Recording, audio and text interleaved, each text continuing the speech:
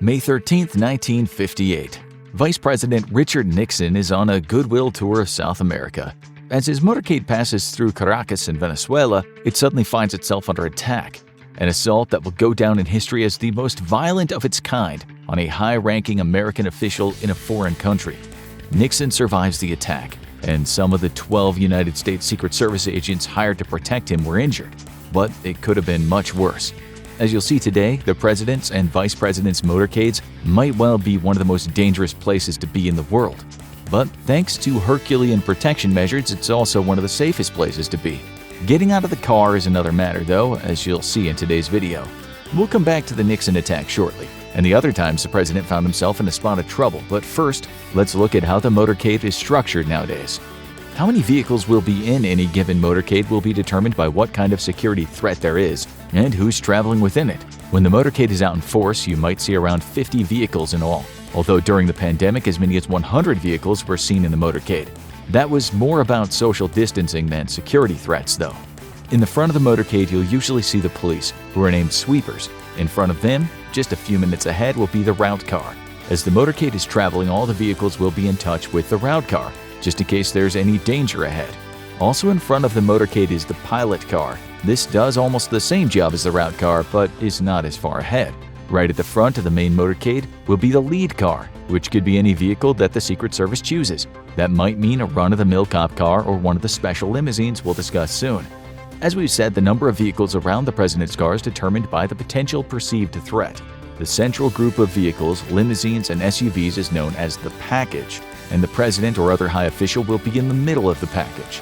Often in tow will be his family, perhaps other White House officials, VIPs, members of the press, and of course his security.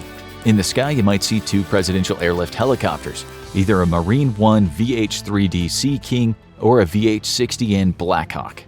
If you're wondering how so many vehicles get to their destination, look no further than the Boeing C-17 Globemaster III military transport aircraft. And just in case anything goes wrong, you'll usually find a high-tech ambulance. Hopefully, the SUVs fitted with anti-aircraft guns will ensure that the ambulance is never needed. So, what looks like just a fleet of cars is actually quite a formidable traveling military force. If you were ever dumb enough to try and find out what would happen if you could somehow jump in front of it with a plastic gun in your hand, you might not live to tell the tale. White House VIPs and White House officials may be traveling in armored Chevrolet Suburbans or Chevrolet Tahoe SUVs. When the president is out on the road, you'll often find him in a specially designed limousine that's sometimes referred to as the Beast. It's also sometimes called Cadillac One, First Car, or by its code name Stagecoach. Things have certainly come a long way since Lee Harvey Oswald fired some shots from a Texas school book depository and ended the life of John F. Kennedy, the then president of the United States. But not only will you never see the president these days traveling around in a car with an open top roof, but the vehicle he'll be sitting in will be well armored and armed. The Beast has 5-inch thick bulletproof glass. If someone could somehow cause a ruckus around the president's car, he'd be able to stay in there and wait it out. That's just because it's also hermetically sealed and has its own internal environment. Bullets could be flying while smoke billowed in the street, and the president could, for all intents and purposes, just sit in the car playing a game of chess on his phone. In 2016, General Motors was paid a whopping $15,800,765 to build the most recent variation of the president's car. The money wasn't just for one car, but a series of cars. That's still a lot of money, but the Beast is far from being an ordinary car. As well as its armor, it can be covered in what's called multi-scale camouflage, which in certain circumstances will make it hard to see.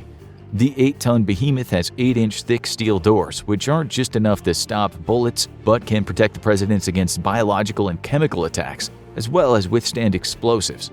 If the president thinks it's necessary, he could also push a button to separate the front and back of the car with a glass partition if he ever wants to discuss something the drivers don't need to hear. Also on board is a communication center equipped with all the latest tech, including a satellite phone, which makes sure the president can contact the outside world at all times. If he did come under attack, and we mean a serious one, he could at least be assured that the fuel tank won't blow up. It's armor-plated and contains a kind of foam that stops it from exploding if hit by an explosive. The Kevlar tires will not shred or puncture, but if they are somehow destroyed, the Beast's wheels will still work without them. The chassis is also very difficult to destroy, since it's reinforced with steel plates. As for hitting back, night vision cameras at the front of the car will give the president an advantage in the dark. The car contains pump-action shotguns, rocket-powered grenades, and it can fire off tear gas and smoke screens at the push of a button. There are other weapons on board, but as you probably guessed, the White House is not interested in letting the public know every detail about the beast. The defensive features don't stop there. It's been reported that if anyone touches the door handles, they'll be hit with a 120-volt electric shock if the car is under lockdown mode. If that's not James Bond-esque enough for you, it's rumored that the beast has a button you can press which will release a small oil spill for any chasing car to slip on. Even if someone should try and activate a bomb nearby, the President's Secret Service Countermeasures Suburban is supposed to be able to jam remote signals that are designed to actuate an explosive. This same suite can also detect if an RPG is launched. It does this by using its electronic warfare sensor capabilities and allows for countermeasures to be deployed, ensuring the President's safety. If the very worst should happen while the President is in the beast, he'll have the nuclear football at his side, allowing him to dispatch the codes that make it possible for a nuclear weapon to be launched. But let's say somehow something gets through this armored beast, and the President is injured. In the unlikely instance of this happening, he can at least use some of the oxygen stored in the car and some of the blood kept in the car's fridge. It would not be an ideal situation for him to use these things alone, but there's always a doctor and possibly other medical staff traveling right next to the President's car. As you can imagine, weighing as much as it does, the Beast is not exactly a nimble car. It takes around 15 seconds for the car to reach 60 miles an hour. It's also not cheap to run, getting only about 4 miles for every gallon of gas. For many reasons, the Beast isn't always an ideal car, especially when the security threat is low. This is why you might well find the President being driven in a 2005 Cadillac DTS-inspired limousine, which is much easier to handle.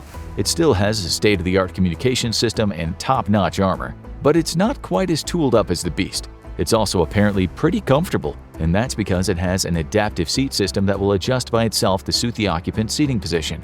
When the President's traveling to a destination often referred to as a mission, U.S. intelligence may not always take an obvious route. Vehicles in the motorcade might change position several times, while new cars might join and others leave. The term agents use for this is the shell game, which will have been choreographed many times before traveling.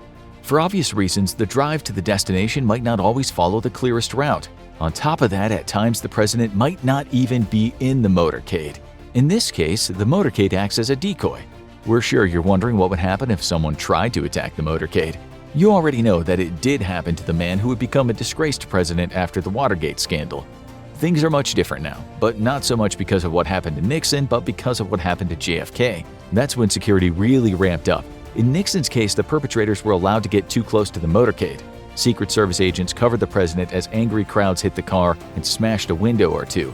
These people were probably linked to the Communist Party of Venezuela, and to be honest, they weren't exactly the most highly trained assassins in the world. Still, things could have been much worse. The Secret Service agents had their weapons at the ready and were about to open fire when Nixon told them not to shoot.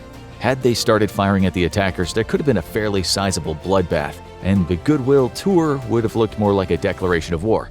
Some agents got bruised in the tussle with the mob, but that was about it in terms of injuries. If you ask what would have happened if Nixon had been in the Beast with all its modern technology, well, for a start, the windows of his vehicle would not have been smashed in. While agents might still have covered the president, they really wouldn't have needed to. Also, as training has been ramping up since JFK's death, these agents would have already been aware of some sketchy elements in the crowd. The motorcade would have never taken that route. If it had, and people had started attacking the car, you could be sure the Secret Service sniper teams on roofs nearby would have had those people in their sights. If they were given the green light to open fire, the attack would have been over in a few seconds. It goes without saying that we at the Infographics Show can't tell you the exact protocols and procedures that are in place if such an attack were to happen today. If we knew that, the Secret Service might as well rename itself the Overt Service. We could still feel confident that the president is safe when he's out and about. Maybe some of you are now thinking we're wrong about that. That's because you might know about the name John Warnock Hinckley Jr. This guy, unhinged, obsessed with Hollywood stars, and without a doubt out of his mind, tried to kill President Ronald Reagan on March 30th, 1981 by firing a .22 caliber revolver at him. He's now got his own YouTube channel, where he shares his passion for music. But it took decades for him to get out of psychiatric hospitals. He explained why he wanted to kill the president in a letter he wrote to the movie star Jodie Foster, the woman he was obsessed with. The letter went, "Over the past 7 months, I've left you dozens of poems, letters, and love messages in the faint hope that you could develop an interest in me. Although we talked on the phone a couple of times, I never had the nerve to simply approach you and introduce myself. The reason I'm going ahead with this attempt now is because I cannot wait any longer to impress you." In terms of gathering intelligence on possible threats, the Secret Service will always have a hard time trying to find such crazy outliers. This man was certainly no Osama bin Laden. He was love-struck and obviously mentally ill. The agents did their job and risked their lives by jumping on the president, but he was hit anyway. What's ironic is that he was only hit because one of the bullets ricocheted off the presidential limousine, the car there to protect him. Reagan coughed up some blood due to an injury in his lung. He was in a bad way, but he reached the hospital just 4 minutes after being shot. Obviously, the fastest route to the closest hospital is always worked out before the president goes on his travels. After arriving there, it was soon discovered Reagan was in shock, and his injuries were possibly life-threatening. But he was a tough old boot and was in good enough shape to say to his wife on her arrival, "Honey, I forgot to duck." A police officer named Thomas Delahanty and a Secret Service agent named Timothy McCarthy were also hit. The press secretary, James Brady, took a bullet to the right side of his head, and after a long time recovering in the hospital was severely disabled for the rest of his life. This shows us that the most dangerous part of traveling for a president is not when he's inside his heavily armored car, but when he's moving around on foot. Any Secret Service agent, or a bodyguard for that matter, will tell you that going in and out of places where there are crowds is the most nerve-wracking part of the job. Now you need to watch Ways They Tried to Assassinate Hitler. Or have a look at this.